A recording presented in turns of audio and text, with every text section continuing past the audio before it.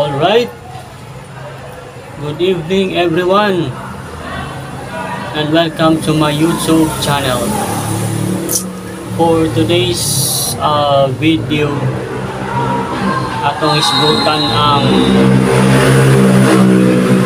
nagpuli kang Judas, nagpuli sa kang Judas.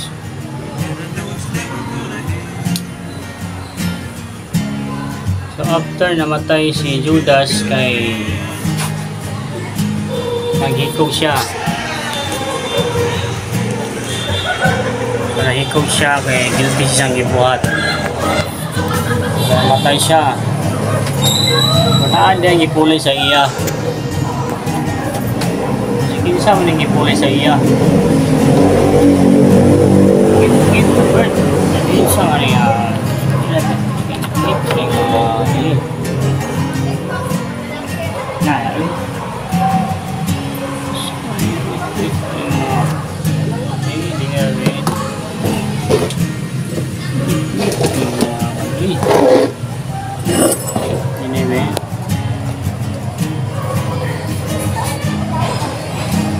Sama na yun din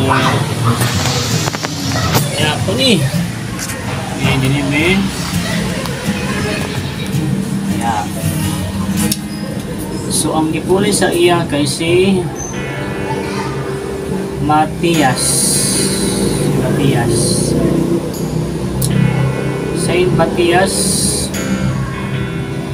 According to the Acts of the Apostles, was the apostle chosen by the remaining 11 apostles to replace Judas Iscariot following Judas' betrayal of Jesus and his own suicide.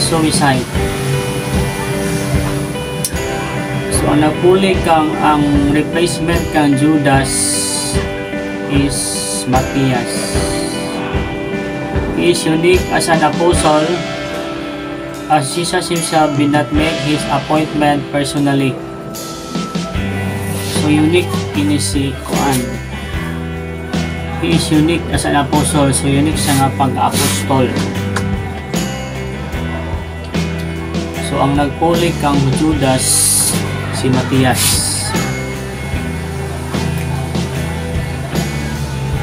So si Matthias wala ta kailana, wala ko kaila, pero kani nga picture kasi mo siya kana nga picture. Matthias was, according to the Acts of the Apostles, chosen by God through the apostles to replace Judas Iscariot following the latter's betrayal of Jesus and his subsequent death. Mo si Matthias. So natao siya sa Judea. Dito siya gipanganak. Dito sa amo dapit. Kung namatay siya atong 80 AD dito sa Jerusalem. Saint Matthias was chosen from among Jesus' disciples to replace Judas as the 12 apostle. So gipili siya sa Ginoo, chosen from among Jesus' disciples. Gipili siya sa mga disipulo para ipuli kang Judas, para makumpleto ang 12. Kay nawala man ang usa, so 11 na lang sila. So nagkuha sila usa para makumpleto ilang 12. After receiving the Holy Spirit with the other apostles on the day of Pentecost, he left to preach the gospel in Judea and Colchis, where he was crucified. So pagkahuman niyang dawat sa Holy Spirit, kauban ng mga apostoles on the day of Pentecost, sa adlaw sa Pentecostes. So gihawa siya, gilakaw siya, para magsangyaw sa gospel sa maayong balita dito sa Judea o sa Colchis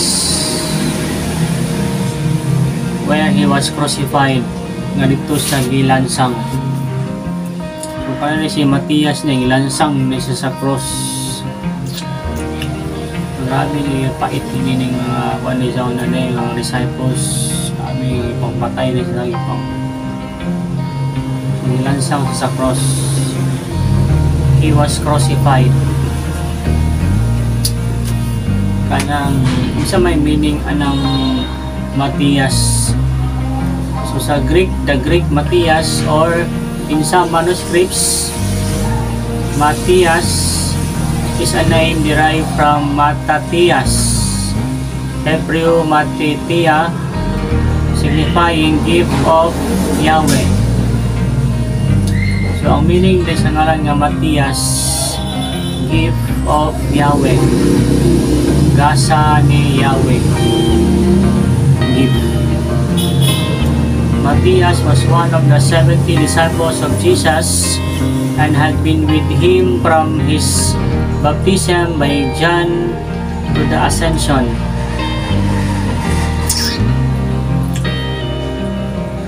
Si Matthias, he was one of the 70 disciples of Jesus, 70. So di lalay kay 12 disciples, 70 pa di ay naghanday kayo. Now, Matthias was one of the 70 disciples of Jesus. Isa sa mga disipulo sa 70 kapo. 70.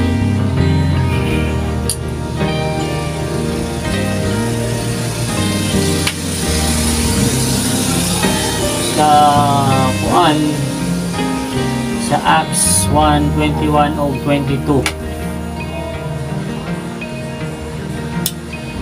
Wherefore of these men which have accompanied with us all the time that the Lord Jesus went in and out among us. Verse 22, beginning from the baptism of John unto that same day that he was taken up from us, must one be ordained to be a witness with us of his resurrection. Nawasahan po sa Bisaya para maklaro. Verse 21 sa Acts chapter 1. Kusa nining mga tao nga ginakauban nato sa tanang panahon sa pagsulod o paggula sa Ginoong Hesus sa atong kinataliwatan, gikan pa sa bautismo ni Juan hangtod niadtong adlaw nga gibayaw siya gikan kanato. Kinahanglan na ang usa niini magsaksi kauban nato sa iyang pagkabanhaw.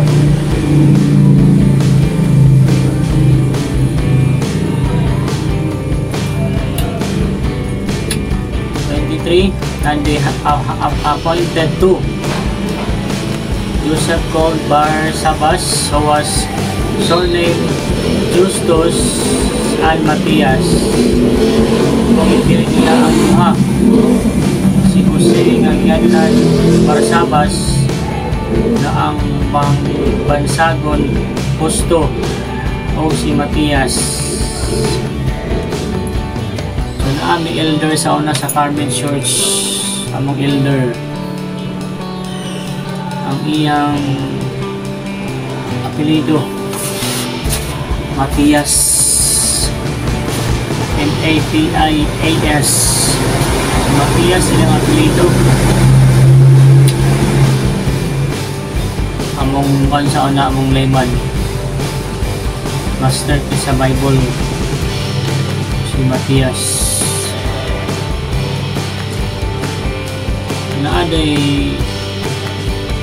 Sunaaday ko anday na ipuli. Sa una, nangutana ko sa gamay ko sa una. Nangutana ko sa mama nga unsay puli. Nakay puli ni Judas. Sa mama, marag grabe sa kabalo na ipuli. So karon maglako anak ko. Lako na lako ako. I found out nanay puli ni si Judas ay puli si Matias. O ako na pong sunod nga video kay kuan akong sunod dahil kang minsan nagpatay kang Jesus Christ kay muna awang pagabi ng mga text akong amigo, sabi ng mga text bahin anang sila daw ang original nanliyon daw from Jerusalem ang Pedro kay sila daw ang original kay nagpapatay daw kang Jesus Christ ng mga sabalista daw. Akong sunod na video ako isang dahatan ng video na si Pinsa ang nagpapatay sa Ginoo. So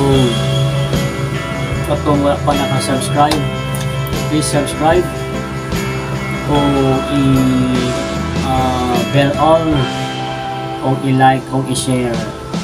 Oh, thank you very much.